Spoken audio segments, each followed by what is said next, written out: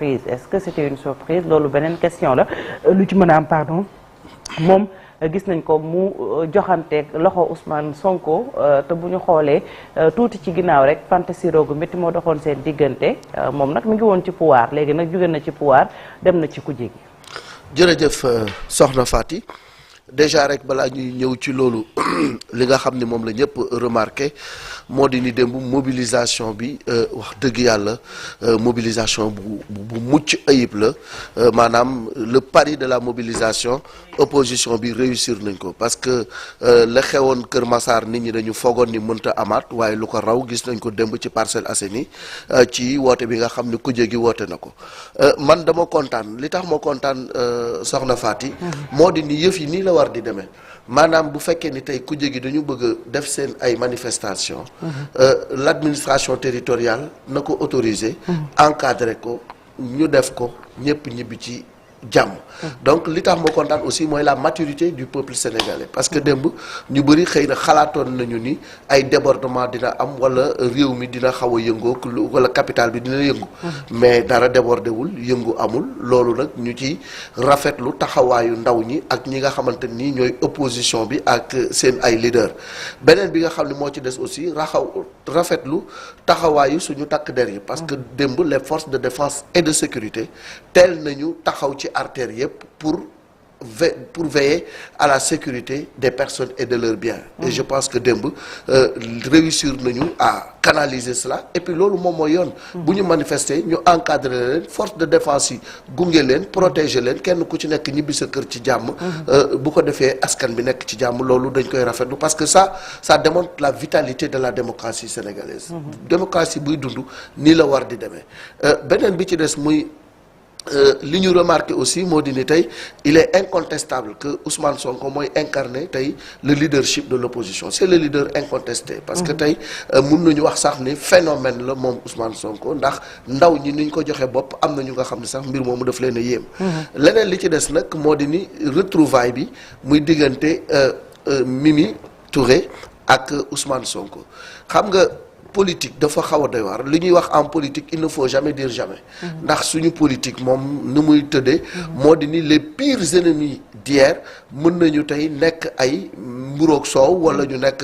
ay voilà xarit yu nga xam ne day mel ni musuñu waxante wala allié tout court yu nga xam ne day mel ni musuñu waxante naka sudul noonu parce que bu ñu fàttali ko Mimi a été très virulente ci benn période envers Ousmane Sonko donc amul lu nga xamante ni nii tey yàqu ko woon Ousmane Sonko mais boobu ma nga woon ca beneen wet ga parce que c'est le discours et le comportement de nos politiciens dafay changer en fonction côté bi ñu féete donc moom bi mu nekkee ci nguur gi naturellement daf doon opposé wu di défendre la politique de son mentor qui était Macky Sall à l'époque di fustiger doxalinu Ousmane Sonko mi nga xam ne tey dafa jàppoon ni c'était l'ennemi à abattre ba sax bi ñu waxee mbiru toog def débat dafa poser ay conditions yu nga xam ne moom Mimi Touré nit kii du ma toog ak moom tant que lii ak lii ak lii ak lii amul tey jii nag ka waxoon ne du ma toog ak yow moo bokk ak yow ndap li ngeen di lekkandoo loolu askan bi ñoom ñoo ci tirer les conclusions xam ni nos politiciens dañuy changer de discours di changer de comportement di changer d'orientation selon les circonstances de l'heure aujourd'hui Mimi est dans l'opposition c'est normal que mu dem rejoindre le camp de l'opposition parce que elle ne peut pas faire cavalier seul et amul benn opposant bu mën a def cavalier seul ci jamono ji aussi bien ci côté pouvoir bi coalition moom moo fay dox ci côté opposition bi coalition moo fa war a dox kenn ku jël sa yoonu bopp di nga surux te kenn du la xëcc jox la loxo kon donc ça démontre encore une fois que nos politiciens sont comme des caméléons garab gu ñu jël daal di jël couleur ba. Très bien Marcel. waaw à l'instar de Malick Thiandoum je pense que jaratul ñu koy wax les images parlent d'elles-mêmes meeting bi ça a été très réussi très bien réussi en tout cas ñoom li ñu doon xaar am nañ ko donc pour faire un bis repetita li amoon à Kër Massa bien évidemment lu jëm ci wàllu Mimi Touré moom mooy l'une des principales attractions en tout cas lu frappé à l'esprit de pas mal de Sénégalais mooy justement ay retrouvailles ci contexte bi nga xamante ni jamono ji Mimi Touré moom dafa dem rejoindre l'opposition je pense que effectivement c'est logique que tey muy wut plus de force à travers la coalition la plus forte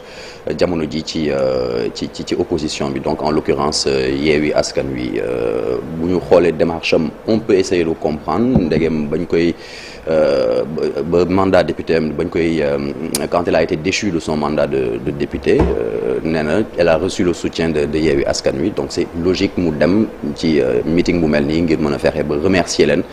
ci li nga xamante ne moom mooy soutien bi ñu ko doon adressé jamono ji ñu koy génnee ci poste député gi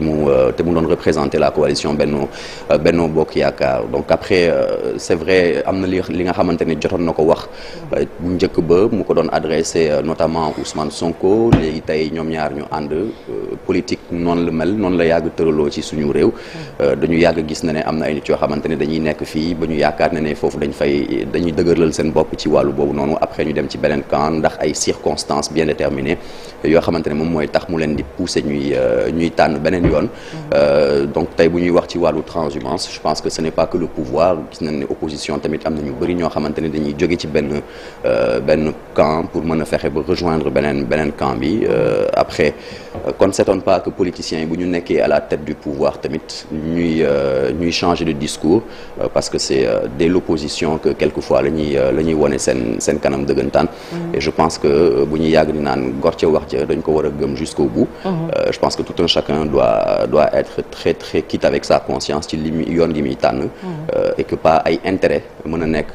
li nga xamante ne moom mooy nourrir yenn choix yi et malheureusement c'est ce qu'on constate avec pas mal de politiciens. Très bien, Chérif. Je pense que la tribune de Odia. Odia, oui, il est très fort. J'ai beaucoup aimé. Bon, Odia a résumé la situation Mimi Touré nga ne di Pakarñi ak Sonko donc mbaaxol yaa ngi feex Pape Malick Ndour mi doon tëkku daanu na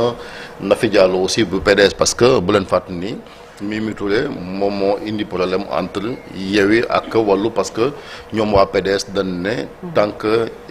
Yewwi mi ngi ànd ak Mimi Touré ñoom de nag seen jëflante du leer ndax dañoo jàpp ni jafe-jafe yi nga xamante ni Karim Wade dund na ko ñoom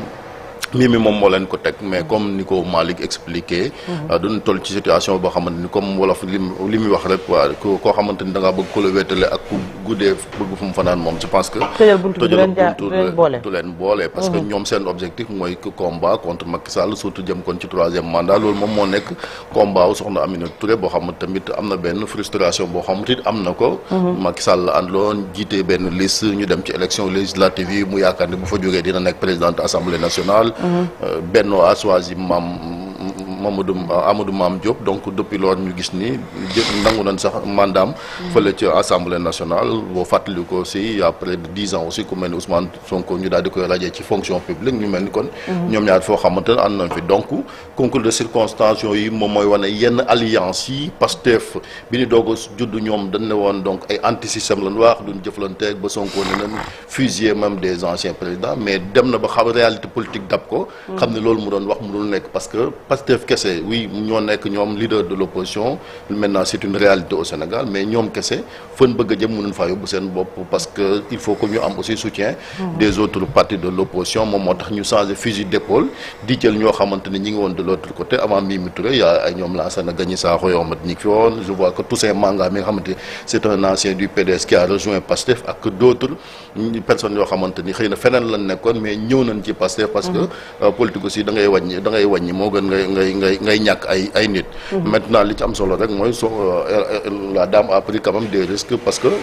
boo leen fàttali ko ku mel ni Pape Djibril dem na ci benn manifestation ñu gis ni gone yi ñu ngi ko fa doon yuuxoo xëy na loolu ça pourrait arriver à kii di Aminata Touré mais je pense qu'elle a pris la parole ñoom accueillir nañ ko maintenant nag li ñu wax rek mooy Sénégal aussi il faut que ñu conséquent parce que bu dee l'inverse la ñu ngi lay saaga di la wax transhumant di la xas et cetera alors que te boo jugee ci pouvoir jëm ci opposition wala nangam ñu lay tàccu mais ci fond bi benn la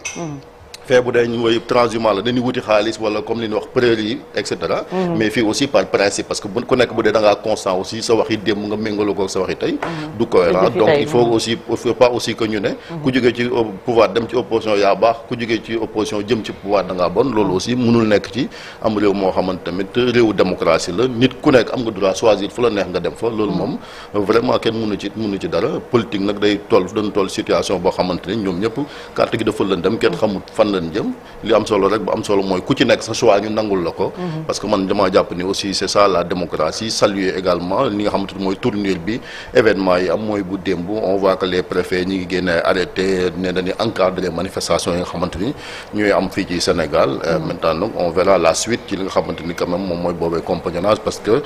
comme ni ko waa PDS ñoom it doon bañalee Aminata Touré yow sax j'ai vu que seen communiqué rappelé nañ leen ko ne leen ku mel ni Abdoul Mbaye nga xamante c'est un ancien premier ministre mook PDS lu ne ñu dund ko ba PDS sax affaire motion de censure déposé woon nañ ko ngir daaneel gouvernement am ci affaire Hissène Habré tey ñu dem ci élection législative PDS ànd ak Abdoul Mbaye ci liste ñoom dañoo jàpp ni suñ defee loolu war nañoo nangul ku mel ni Aminata Touré mu daal di bokk ci ñoom on a vu aussi ku mel ni ñoom Aïssata Tall Sall c'était compliqué ak Macky Sall mais finalement dem na rejoindre ko démb rek vous avez vu la conférence de presse de Benno Bokk Yaakaar où Maître Amadou Sall était le porte-parole du jour alors que qui lui crie ci année yi passé parce que Amadou Sall aussi farouche opposant la woon nekkoon parti démocratique sénégalais ba Macky Sall sa tëj ko fi kaso donc loolu moom